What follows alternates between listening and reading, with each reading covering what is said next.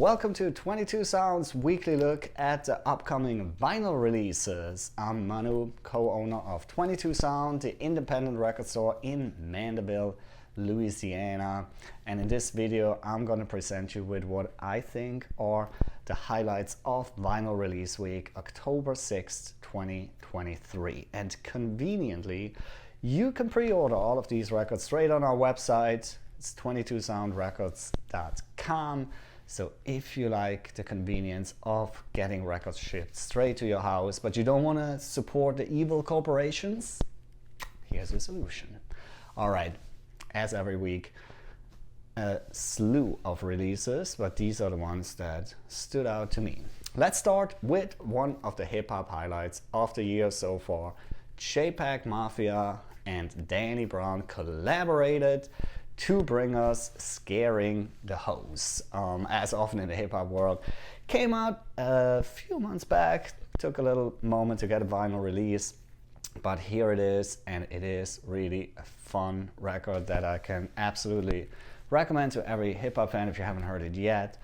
It is wild, it's colorful, super creative, it's kind of like the hyper-pop version of hip-hop, hyper-hip-hop. Maybe, I don't know, I just feel like it goes back and forth. There's so much happening on it, and it's just really a blast. A wild trip, great album, highly recommended. Then we have also new music from Sufjan Stevens, his new album Javelin coming out. We have Carnifex bringing us Necromanteum. You know, metal is cool just for the album titles.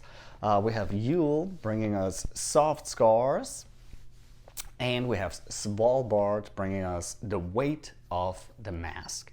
And then one of the highlights for me of the year, I'm hoping, at least one of the most anticipated releases for me personally, it's Moonlight Sorcery with their debut full-length Horned Lord of the Thorned Castle. Yeah, if you don't know Moonlight Sorcery yet, they released a debut EP last year, and it was just an absolute blast. To me, one of the metal highlights of the year.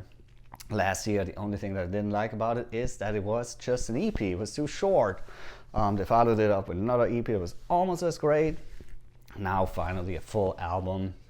It's melodic black metal, which, you know, sometimes has in the past gotten a little bit predictable. A lot of bands kind of sound a little bit the same, but this is really a breath of fresh air into the genre. It is just absolutely wild. It's I love when bands combine heavy dark stuff with melodic elements. This is kind of the extreme version of that. Especially guitar playing is absolutely fantastic. The guy can shred like nobody's business. A lot of classical influences in there as well. But he can also bring you just really great, catchy melodies. And he also, that's one thing that I think is absolutely amazing, he can also just bring you just mean, meaty riffs. It's ice cold. It has like that nice, dark vibe of a good old school black metal record, but with all the melody, with the bombast, with the fantasticalness of basically a power metal record. It's like really a nice mix of those genres. There are certain moments when I'm getting reminded a little bit of early Children of Bodom, and of course that's always a great thing for me personally. Love them, miss them. Not saying it sounds exactly like them, but there's certain elements that remind me of it, and it has certainly that same youthful, great vibe that they had early in their career. Yeah, really looking forward to it. If you haven't noticed yet, super curious what they can do on their debut full-length Moonlight Sorcery. All right, we also have quite a few of really cool reissues coming out.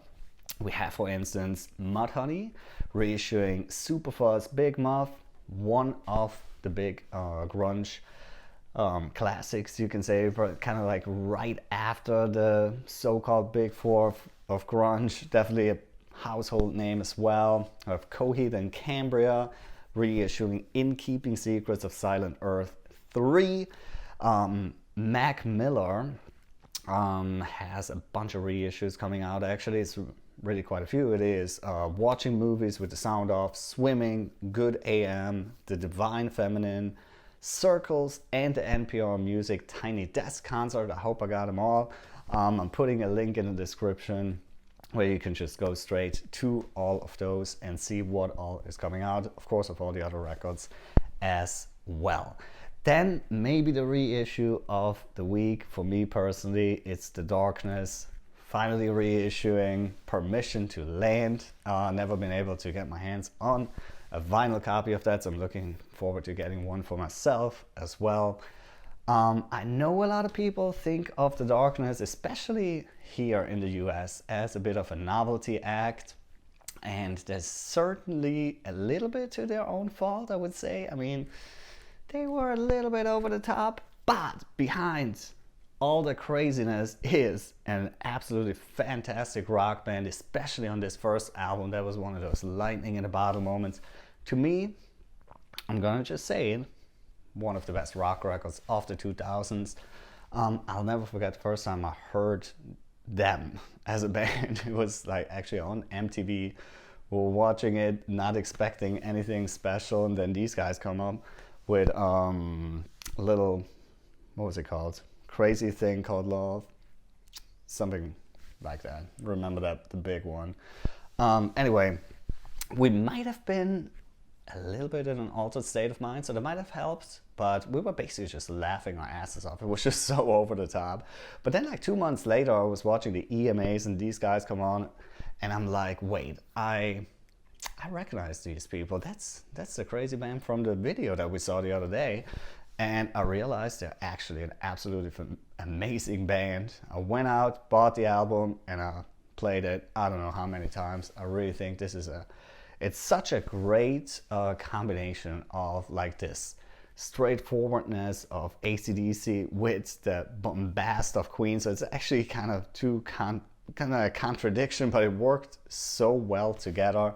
Of course, it's really funny lyrics, but you know, just funny stuff can kind of wear off quickly. There's definitely musical substance, and if you still doubt it after all this, I mean, just listen to the ending 2 minutes or so of Love Is Only a Feeling, especially that second solo, the way that both guitars intertwine but dance with each other, not just twin harmonies, but really like feed off of each other. That's some Skinner level soloing right there. Absolutely brilliant. And okay, I know I could just go on for a little much longer, but what an album. Really looking forward to it. Finally a reissue. That was my The Darkness defense right here. Let me know if I'm really wrong in the comments. Thank you. All right, it is October, which also means we're slowly going towards holiday season. So we're seeing the first big Christmas album reissues. The one I'm most excited about is Home Alone. Obviously, best movie ever made. And yeah, so there's a vinyl version of the Home Alone soundtrack coming out. Again, of course, that's something that kind of happens every year, but just kind of want to get you in the spirit. Have some other Christmas albums this week. Dolly, Parton, Elvis, Bob Dylan, to name just a few.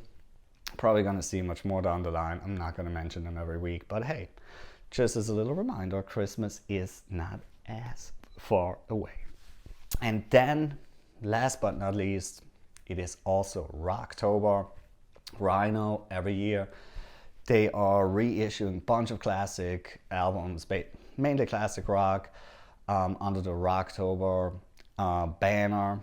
There is really a bunch of, just to name a few, we have The Band, Stone Temple Pilots, Matchbox 20, Talking Heads, The Cars, Ha, and there's really many more. I'll put the link in the description as well, where you can just get to all of those Rocktober reissues. Definitely worth a look at it, especially if you're a fan of classic rock. Great stuff. All right, that concludes my weekly look at the new vinyl releases. As a reminder, of course, pre-order them on our website, 22soundrecords.com, and don't forget to subscribe to our channel. Really helps us, and of course helps you to stay up to date with what's up in the vinyl world. Thank you very much for your support. Thank you for watching.